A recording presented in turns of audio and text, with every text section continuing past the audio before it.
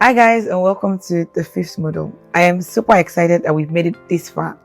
The title of this course is the Super Fashion Intern, and we're finally gotten to the point where we start to talk about opportunities. The last four modules have obviously prepared you for the conversations we're about to have now. And it's obvious that preparing for an internship requires being deliberate, organized, and very planned. Let us dive right into the conversations in this module. Let us talk about researching job opportunities that you're interested in. Remember, in module 1, 2, 3, and 4, we've done like an extensive preparation that will guide us in this next conversation. Now, you've identified your strengths, you've identified the skill gaps, you understand your personality type, you understand how the industry works, locally especially. You understand the different groups and fields in the industry. Now, at this point, you know the kind of roles that you are fit for. And you also know the kind of roles that you are interested in. So, the next important step to take is to research jobs in these roles. Let us take a particular role, for example.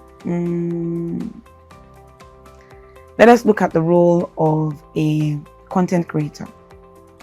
This is one of the in-demand jobs right now in the fashion space. However, a content creator in fashion has a little bit of editorial involved. You need to be able to write marketable captions.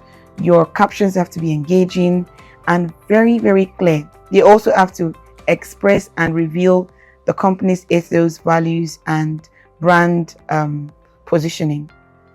Now, if you are someone interested in content creating or social media manager, what kind of jobs should you be looking out for?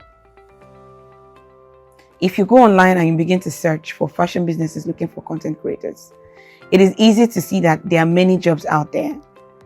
But I'm also sure that you probably have an idea of the different tiers of fashion businesses we have in Nigeria or in your locality. When I mean tiers, I mean the topmost brands, followed by the second best brands, or the second tier brands, the third tier brands.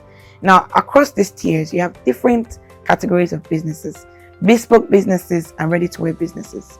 The reason why we are researching job roles is so that you can begin to familiarize yourself with the job descriptions, the job requirements, as well as the qualifications for the role you're interested in. For example, for content creating, it is important to know that businesses will lean more to individuals with background in mass communication, writing, English language, literature, and similar roles. Do you have these roles? In addition, what other certifications have you embarked on?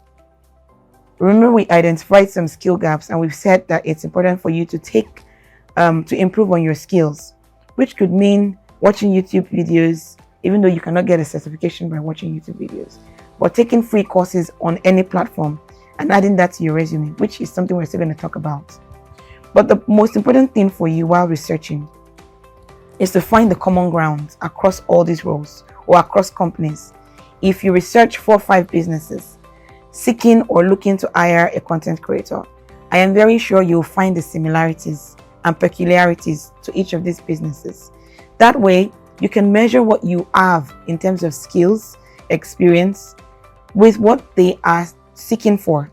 Now that we have an understanding of why we need to do the research, remember, it's not so that you can begin to apply. Hold on, calm down. It is also not because you want to start comparing how much they want to pay, which is not bad. However, it's so that you can familiarize yourself with the requirements of the job. Now that we've done that, let us talk about your CV and your portfolio in the next lesson.